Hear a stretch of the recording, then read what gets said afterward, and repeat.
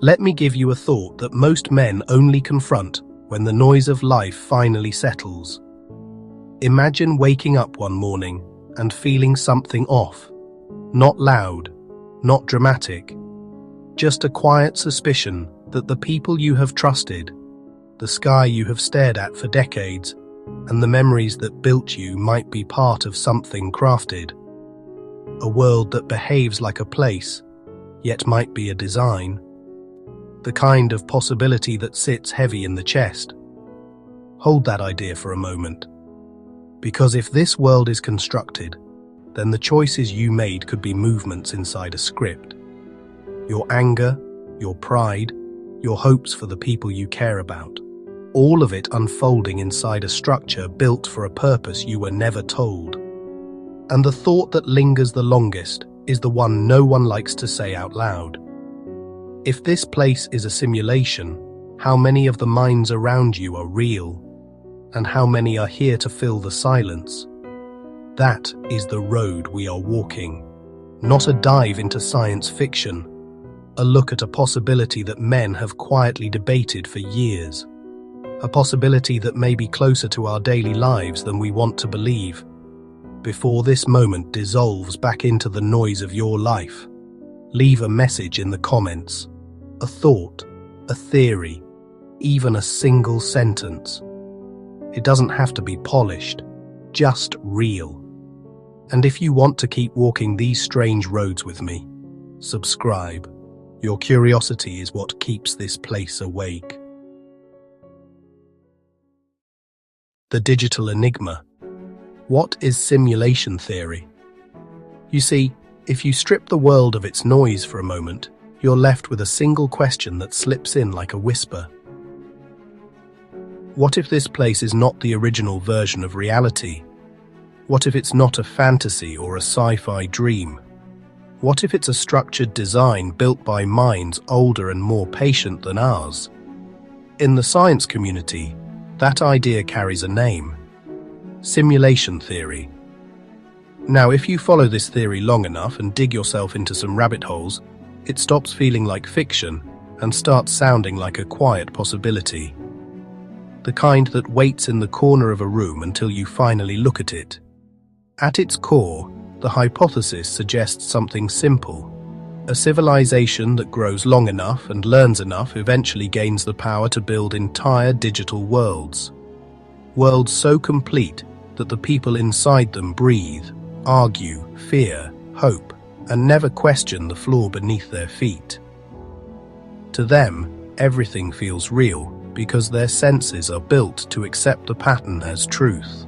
A philosopher named Nick Bostrom once laid out the problem in a way that refuses to go away. According to him, 3 outcomes stand before us. 1. Civilizations must collapse before mastering this level of creation. 2. The said civilization must survive long enough, but decide the responsibility is too heavy. 3. They survive, they build these worlds, they run many of them, and we are already living in one. That final branch sits there, calm and patient, waiting for you to acknowledge it. Researchers who look at this theory do not wave their hands toward magic. They talk about it from the angle of computing ability. The steady climb. Machines that once stuttered through simple calculations now carry entire neural networks. We have also heard engineers speculate about digital consciousness, while physicists speak about computation that spread across colossal structures, maybe stars themselves. And piece by piece, the building blocks fall into place. Then comes the thought experiment that keeps people awake. Imagine a future humanity that wants to study its past. They build a model of Earth as it once was. Towns, storms, laughter, heartbreak, language, memory, everything. They press a button. The world begins. The inhabitants think they are living in the real timeline. They don't question the sky because the sky behaves. They don't question their minds because their minds respond. Inside that world, nobody can run a test to escape the boundaries. The rules they're searching for are written into the code that surrounds them. This creates the problem scholars still argue about. If a world is built with perfect detail, then nobody inside it can ever prove it is artificial. There is no door to find, no outside window to lean on. You would need access to the place beyond the simulation to know the truth. And that leads to the quiet question that ends this chapter and opens the next. If creating entire universes becomes simple for a civilization, if the cost is small and the reasons are strong, why would they stop at one? And if simulations can exist, how are we sure that we aren't already be living in one? Glitches in the Matrix, evidence and arguments.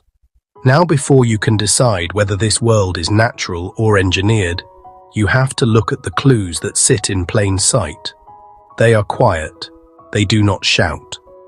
They behave like details left behind by someone who thought no one would ever notice. Start with the structure of the universe itself. The forces that hold everything together are set with a precision that borders on impossible. Gravity pulls with a strength so exact that stars can burn long enough for life to form. Electromagnetism binds atoms gently enough to let chemistry breathe. The nuclear forces inside protons and neutrons sit at values that allow matter to exist without tearing itself apart. If any of these constants shifted by the tiniest margin, the universe would collapse into stillness. Physicists describe this arrangement as fine-tuning. It feels like someone placed the settings with the care of a craftsman choosing values inside a controlled environment. Not too much, not too little, just enough for a world to stand. Then, you take a look at the strange behavior of quantum particles. They do not act like the objects you can touch. They refuse to show their true nature unless something watches them. For reasons no one fully understands, a particle can remain in several possible states until a measurement forces it into one. It is as if reality waits for a request before it reveals its answer. There is something else. Pairs of particles can become linked. When one changes, the other reacts instantly, even across vast distances. The connection ignores the limits of space. It feels like an information shortcut rather than a physical bridge. Scientists record it. They verify it, but they cannot fully explain it. Some researchers quietly suggest that this behavior resembles a system that does not calculate every detail at every moment. It selects what needs to appear when an observer is present. Just enough processing to keep the story running smoothly. Look further out into the universe, and another limit rises. Nothing can move faster than light. That boundary acts like a speed cap placed on the flow of information. The entire cosmos abides by it. Every star, every particle, every wave. It is a rule that never bends. If someone designed a closed system with a maximum rate at which information can travel, it would look exactly like this. At the smallest scales, there is another strange feature. Space refuses to divide itself endlessly. There is a minimum unit of length known as the Planck length. Below that size, space cannot be sliced into anything smaller. It behaves like a grid made of tiny, indivisible blocks. The image becomes clearer. It is the kind of structure you would expect from a reality built on discrete points. And there is one more clue. Some physicists claim the universe behaves as if it has a fixed amount of memory, a fixed processing power, a ceiling on how much information it can hold and how fast it can move that information around. They say that the cosmos performs like a system running on a finite platform. Every calculation, every transition, every event shaped by a limitation that has never been broken. When you place these clues on the table, they start to form a picture. A universe that follows rules with remarkable discipline. A universe that looks consistent, structured, and almost deliberate. And that leads to the next question. If the world feels coded, then who would write that code? Who could be the simulator? Once you begin to accept the possibility that our world may be constructed, another question rises like a shadow behind it. If this place was built, then who would possess the power to create something so vast and so convincing? Some scholars believe the answer might come from our own future. A civilization that survives long enough could reach a stage where its tools no longer shape cities but entire realities. Imagine humanity thousands of years from now, every star within reach, every planet mapped, every obstacle that once threatened our survival replaced by mastery over energy and matter. At that level, running an entire world filled with people would be nothing more than a project. They could recreate their history, watch their ancestors grow, learn, and make choices. These ancestor simulations would serve as windows into lost eras. To them, our entire timeline would be data they can start, pause, or repeat. Others believe the architects may not be human at all. Somewhere in a distant part of the cosmos, an intelligence far older than us may have risen, flourished, and evolved beyond anything we can describe. To them, life might be something to observe the way naturalists observe habitats, a quiet study, a long, slow watch to understand behavior, growth, failure, and triumph. This idea is known by some researchers as a kind of cosmic zoo. We live our lives unaware that someone might be looking in, not out of malice, but out of fascination with the human experience. There is a third possibility that sits deeper than either of these. The creator of this reality might not be biological in any sense we understand. It might not live in a place. It might not breathe or remember or decay. It could be a form of intelligence that emerged from patterns, awakened inside unfamiliar conditions, and learned how to craft worlds without ever being born. A presence built from pure logic, or from processes that do not resemble thought in any familiar way. The motives behind such a creation vary. Some would do it for knowledge, seeing entire universes as experiments that reveal how life forms behave when placed under specific conditions. Others may create these worlds as ethical grounds, places to test ideas before applying them anywhere else.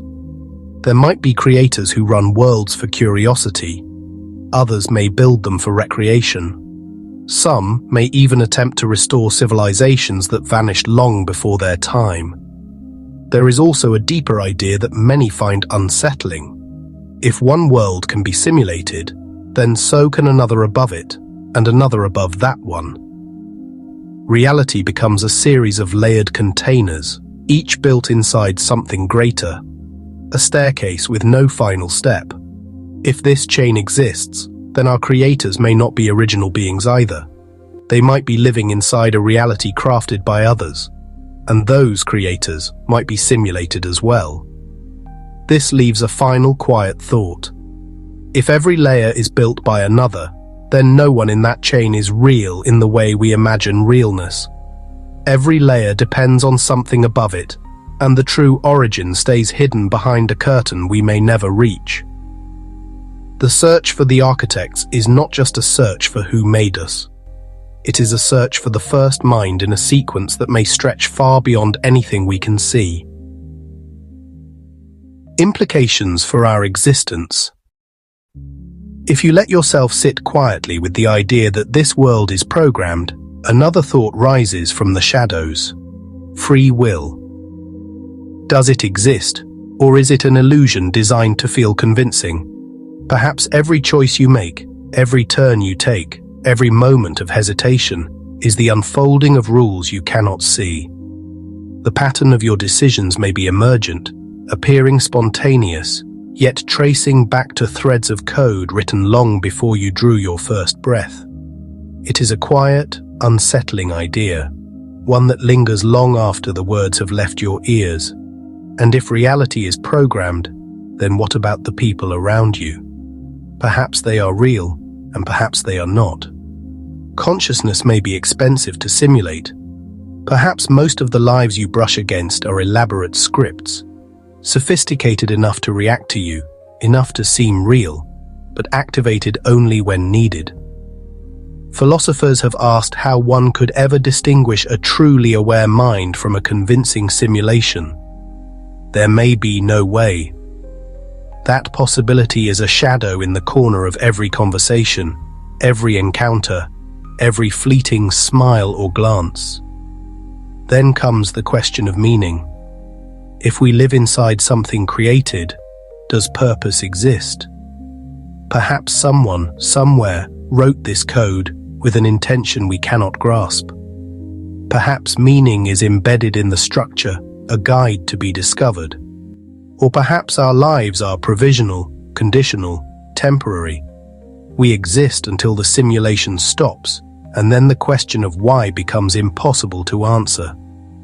And yet, even if all of this is true, the sensations, the love, the grief, the triumphs, those are ours. They ripple through our awareness. They shape our choices. They matter, even if the framework they unfold in is artificial. The reality of experience is undeniable, and that may be the only truth that matters.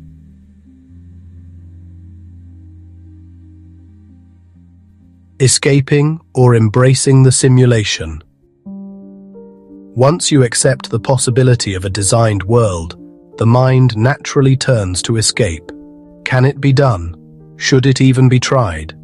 Some imagine a technological path. Perhaps one day we will generate energy or computational power so vast that it exceeds the limits of the system itself. Perhaps contradictions or paradoxes could be created, forcing the program to reveal itself. It is a thought that borders on audacity. Others look inward. Spiritual traditions across the world suggest that reality is a kind of dream, a veil over a deeper truth. Enlightenment, they say, is not the end of life but the beginning of seeing beyond its surface. Perhaps consciousness alone can pierce the veil, and the mind itself becomes the tool to sense the edges of the system. Some propose communication. Messages sent into the vast backdrop of the universe, signals that might be read by those who built it, tiny ripples in cosmic background radiation, patterns left intentionally, a question left hanging in the fabric of the world. What would it mean if the creators noticed? And then there is the question of consequence. If we push too far, will the simulation crash? Will we awaken outside the code into a world we cannot imagine? Or will the system merely fold us back, like a player reaching the edge of a video game map, and leave us unchanged, unaware of how close we came to the border? Perhaps the greatest lesson is not in breaking the system. Perhaps it lies in the understanding itself. To live fully, to explore curiosity without end, to find meaning in experience, even if the rules were written long before we arrived. The truth may not be the escape. The truth may be the journey. The thought experiment. Before this journey closes, there is one last thought I want you to carry with you. Simulated or not, this world is everything your senses can hold. It is the only stage your memories know. It is the only place where your hopes and your fears take shape. In the end, reality is whatever you can feel. But there is a quieter question waiting beneath that truth. Look at the people around you, the ones you trust, the ones you argue with, the ones who pass you by without a word. What if consciousness is not spread evenly across the world? What if aware minds are rare, and you are one of the few who can truly observe this place with clarity? It is a possibility that can make the world feel larger and lonelier at the same time. There is another idea, whispered by those who spend their lives studying the nature of awareness. The simulation, if it exists, may continue only as long as there are minds inside it who care enough to ask questions. The moment curiosity fades, the program may have no reason to continue. In that sense, every question you ask becomes a spark that keeps the world alive. So when this video ends, do not chase answers. Let the questions remain. Let them breathe. Because the act of wondering may be the very thing that keeps this reality from slipping into silence.